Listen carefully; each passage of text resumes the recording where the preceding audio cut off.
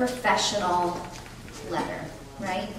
This is you walking through the door of this publishing house, right? And so what you want to do is you want to establish yourself as that professional. I know it doesn't take much to go on the website and find out that we have 3 heads at our imprints. You could address to any one of them, or just acquisitions editor, right? Editor's okay. I like when the query is so tight, I can get through it very quickly, and I'm so eager, I can flip that page. Lindsay was talking about the page turn. It's the same thing with a great query letter. Get me to the words, you know. So all of this comes together. You've addressed it correctly because you're rock stars.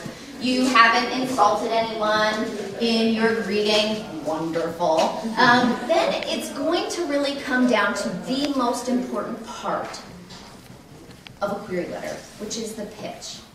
In the query, this is really boiling down what the story is all about, and it shouldn't take very long to do this. Now, I'm going to start you today with a recipe. This is not the final product. This would be stiff. This wouldn't have any of your voice or any of your personality in it. That's not what we want, but this is a great starting point. 1, it shows that you really know your story, and 2, you're telling the person who's reading this query what they need to care about. Ultimately, that's all you can promise to your readers.